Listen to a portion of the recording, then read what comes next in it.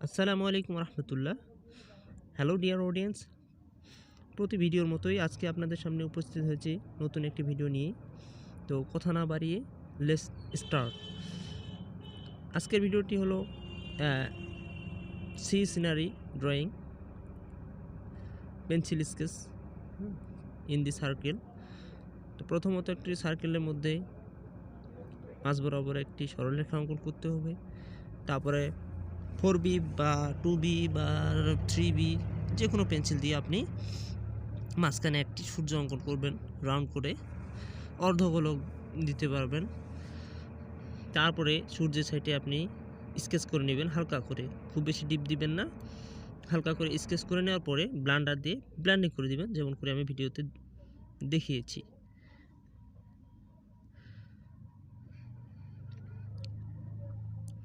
তো এভাবে ব্লেন্ডার দিয়ে ব্লেন্ড করে দিতে হবে।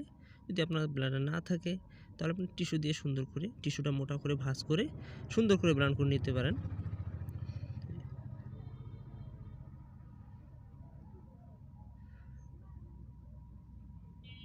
তো ওইভাবে ব্লেন্ড করা হয়ে গেলে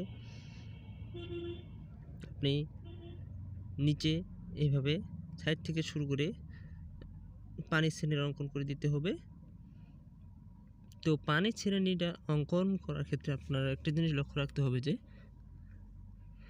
আমাদের এই যে সার্কেলটা আছে, সার্কেলটার যে সাইড বরাবর, যেমন ভিডিওতে দেখানো হচ্ছে যে সাইড বরাবরে যাতে একটার সাথে আরেকটার কী বলে এটা অঙ্কনটা লাগে থাকে, যেন গ্যাপ না থাকে।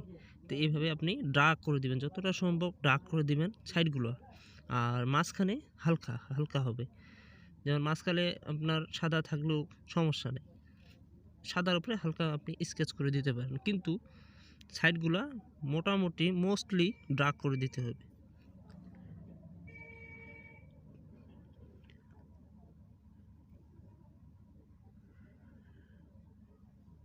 তো এভাবে সেম ভিডিওর মতো করে ডার্ক করে দিবেন পেন্সিল দিয়ে, 4B বা 3B পেন্সিল দিয়ে।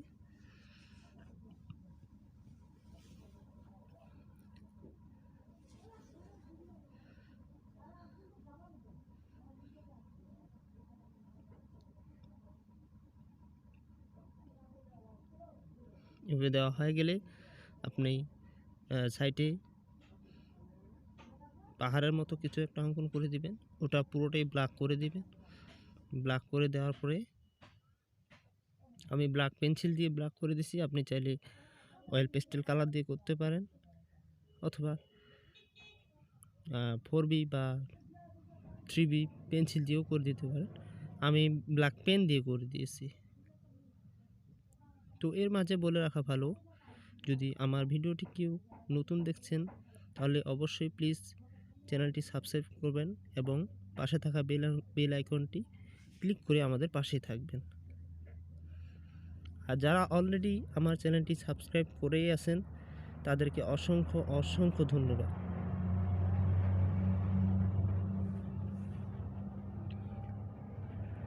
তারপরে এভাবে একটি তাল গাছ অঙ্কন করে দিবেন।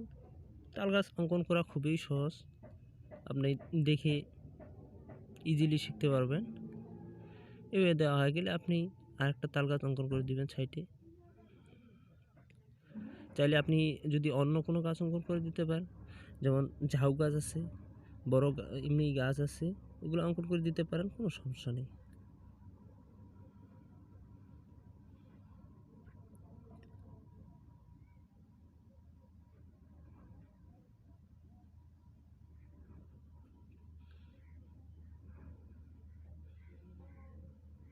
তো এভাবে দেওয়া হয়ে গেলে একটা সুন্দর সিনারি চলে আসবে। এখন সেম ওইটার মতো করে নিচের দিকে আপনি ডার্ক করে দেওয়া হয়েছিল। ডার্ক করার ক্ষেত্রে জিনিসটা আরও সুন্দর লাগে, চিত্রটা অনেক সুন্দর লাগে এবং জীবন্ত মনে হয়।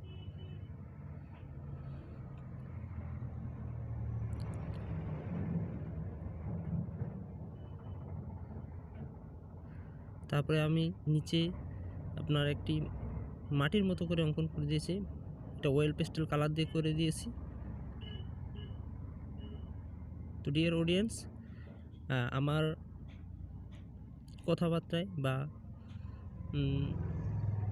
ডিরেকশনে যদি কোনো ভুল থেকে থাকে অবশ্যই কমেন্ট করে আমার ভুলটা শুধরে দিবেন। এবং আমি টোটালি একজন নতুন ইউটিউবার, আপনাদের দোয়ায় বা আপনারা পাশে থাকার আমি এভাবে এগোতে চাচ্ছি। আশা করি আমার পাশেই থাকবেন। তো এভাবে দেওয়া হয়ে গেলে আরেকটি বড় তাল গাছ এইভাবে অঙ্কন করে দেবেন।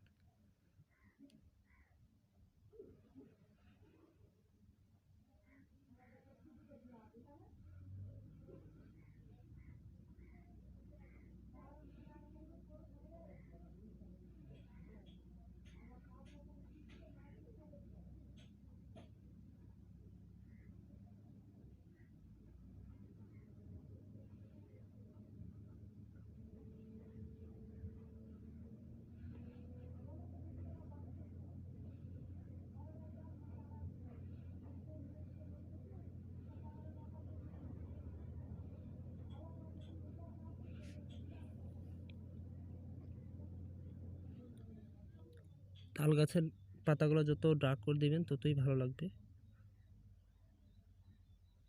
আপনি চাইলে পেন্সিল দিয়ে করতে পারেন, আমি ওটা ব্ল্যাক পেন দিয়ে করছি, তো ওটা একটু পাতাগুলো একটু বেশি চিকন হয়ে গেছে। আপনি পেন্সিল দিয়ে করলে ওটা একটু ডার্ক হবে, বেশি মোটা হবে।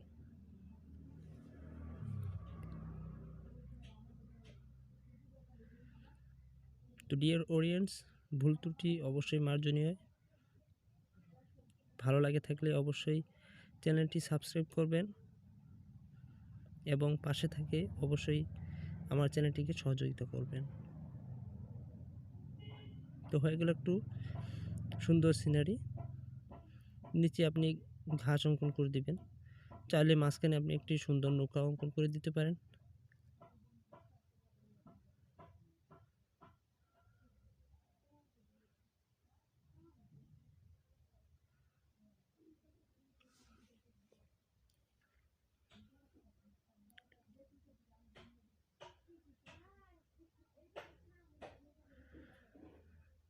তো আজকে এই পর্যন্তই।